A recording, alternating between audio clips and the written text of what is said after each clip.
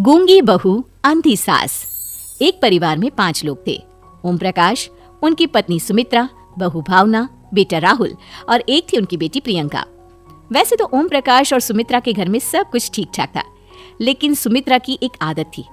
घर में कुछ भी गलत या सही हो तो वो किसी से कुछ नहीं कहती। और भावना स्वभाव की इतनी सीधी सादी थी कि अगर कोई उसके साथ गलत भी करता तो भी वो उसे कुछ नहीं कह पाती। इसी के चलते प्रियंका और राहुल घर में मनमानी चलाते रहते, क्योंकि घर को संभालने वाली औरतें इस तरह से रहती थी जैसे वो गूंगी और अंधी हो। माँ, मैं अपनी सहेलियों के साथ पिकनिक पर जा रही हूँ। ठीक है बेटा, चली जाओ। और मुझे आने में रात हो जाएगी, देर से ही आऊंगी मैं। अच्छा, कोई बात नहीं बेटा। भावना, तुमको एक बार में समझ में नहीं आता क्या? नाश्ते में फिर से पराठे बना के रख दिए। कितनी बार तुमसे कहा है कि मेरे लिए ढंग का नाश्ता बनाया करो। ठीक है जी, आगे से ध्यान रखूंगी। अरे ये बहू से किस तरह से बात कर रहे हो तुम राहुल? अरे तो और क्या करूं पापा, इसको कहीं बात एक बार में समझ में ही नहीं आती। सुमित्रा, तुम अपने बेटे को समझाती क्यों नहीं? बहू से बात करने का ये क्या तरीका है? अरे जिसकी जैसी मर्जी आए करो, मुझे क्या। भावना बेटा, तुम भी तो कभी कुछ कहा करो। इस तरह क्यों सबकी बातें सुनती रहती हो? कोई बात नहीं पापा जी, सब ठीक है। रात को काफी देर तक प्रियंका घर नहीं आती और जब वापस लौट कर आती है तो एक लड़की के साथ बाइक पर बैठकर सुमित्रा और भावना दोनों ही प्रियंका को लड़की के साथ देख लेते हैं। आज तो जोर से डांट पड़ने वाली है, लेकिन मैं डर क्यों रही हूँ? माँ तो सब कुछ देखकर भी अंधी बनी रहती है। और रही बात भाभी की, वो किसी को कुछ नहीं बताने वाली। कहने को भगवान ने आवाज दी है, लेकिन गूंगी है गूंगी। अरे प्रियंका बेटा, इतनी रात को कॉलेज से लौट कर आ रही हो, कहाँ गई थी तुम?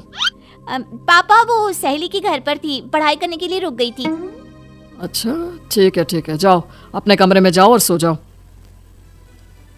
सुमित्रा ने अपनी बेटी को एक लड़की के साथ इतनी रात को आते देखकर भी उससे कुछ नहीं कहा और भावना ने भी इस बारे में किसी से कोई बात नहीं की। कुछ दिनों के बाद मामा जी का फोन आया था।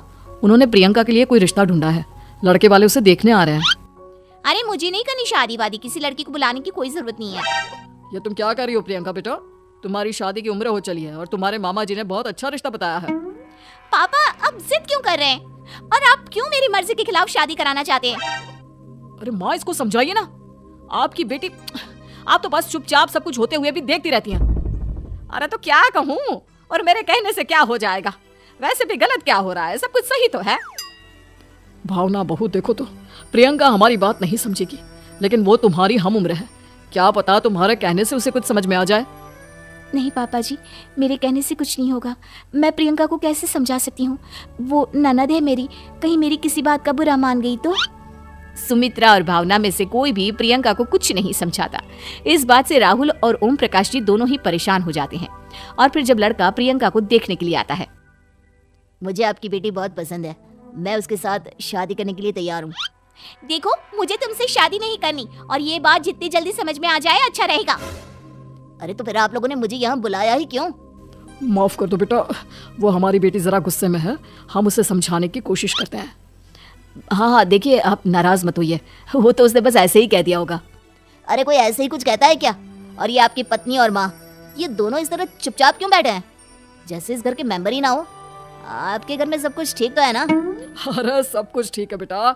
सुमित्रा, समझाओ ना अपनी बेटी को। अरे क्या समझाऊं, क्या होगा समझाने से? सब ठीक ही तो हो रहा है, गलत क्या हो रहा है?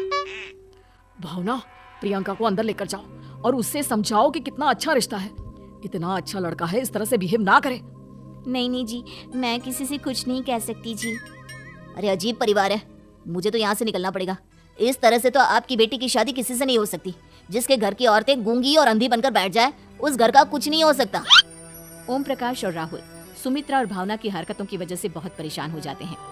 एक दिन वो दोनों आपस में बात करते हैं। पापा, समझ में नहीं आता कि भावना और माँ को कैसे समझाया जाए। सही कहते हो बेटा, तुम और मैं काम के सिलसिले में सारा दिन घर के बाहर रहते हैं और घर की दोनों औरतें जिन्हें सारा घर संभालना चाहिए, गूंगी और अंधी बनकर बैठी हैं। पापा, आप ही बताइए इसका क्या उपाय है? मेरी तो कुछ समझ में नहीं आता बेटा, लेकिन हमें कुछ तो करना पड़ेगा, क्योंकि इन सब की वजह से प्रियंका बहुत ज्यादा बिगड़ती जा रही है। तुमने देखा उसे किस तरह से बिहेव किया था। अरे लेकिन पापा, हम करेंगे क्या? हमें एक नाटक करना होगा। कुछ दिनों के लिए हम भी गूंगे और बहरे बन जाते हैं, उसके बाद इन दोनों औरतों को अकल आएगी। हाँ पापा, शायद आपकी बात ठीक है। हम दोनों हर बार बात को संभाल लेते हैं और इसी वजह से माँ और भावना कुछ भी करने की कोशिश ही नहीं करते। और फिर अगले दिन, भावना नाश्ते में क्या बनाया है?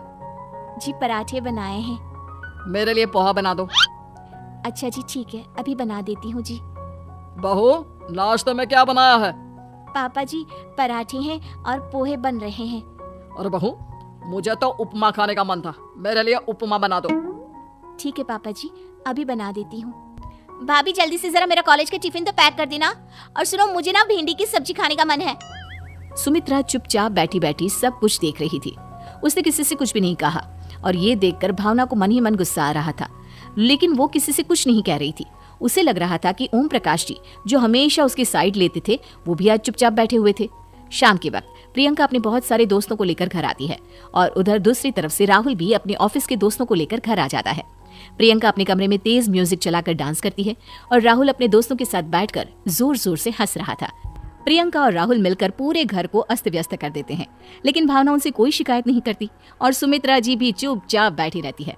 लेकिन भावना और सुमित्रा के अंदर का गुस्सा धीरे धीरे बढ़ रहा था। फिर रात को ओम प्रकाश और राहुल एक दूसरे से बातें करते हैं। पापा हमने इतना कुछ किया फिर भी भावना कुछ बोलती ही नहीं और माँ भी कुछ गलत करने से किसी को रोकती ही नहीं। तुम चिंता मत करो बेटा, इन दोनों के अंदर का गुस्सा भर रहा है और बहुत जल्दी बाहर आने वाला है। अगले दिन, अरे बहू ये कपड़े धुले हैं या गंदे हैं? पापा जी कपड़े तो मैंने धोकर ही आपकी अलमारी में रखे थे। मुझे तो साफ नहीं लग रहा है, एक बार और धो देना। प्रियंका मैं सोच रहा था कि तुम्हें उस लड़के से शादी नहीं करनी है ना, मत करो। एक काम करो, वैसे भी क्या रखा है शादी वादी में, तुम्हें जो लड़का पसंद है उसके साथ जाकर कोर्ट मैरिज कर लो। इस बार ओम प्रकाश और राहुल की बात सुनकर भावना और सुमित्रा के अंदर का गुस्सा जाग उठता है।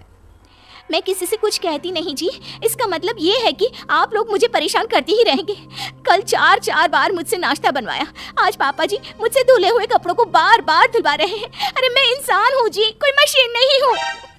तुम दोनों ने मिलकर इस घर की कैसी हालत बना दी है और अपनी बहन को भागकर शादी करने के लिए कह रहे हो। तुम भाई हो या दुश्मन? ओम प्रकाश और राहुल जोर जोर से हंसने लगते हैं। अरे इसमें हंसने की क्या बात है? हम लोग यहाँ इतने परेशान हो रहे हैं जी, तुम लोगों को ऐसी हरकत करने के बाद भी हंसी आ रही है। ये क्या कर रहे हैं जी आप दोनों? यही तो हम चाहते थे कि सुमित्रा तुम अंधी होकर ना बैठी रहो। घर में कुछ भी गलत हो तो उसे रोकने की कोशिश करो। और भावना तुम अपने साथ हो रहे गलत व्यवहार पर भी कभी मुंह नहीं खोलती, ये सही बात नहीं है। मैं चाहता था कि तुम्हारी भी जुबान खुले, तुम गलत बात का विरोध करो। गूंगी बहू और अंधी सास की ये जोड़ी इस घर में अब नहीं चलेगी।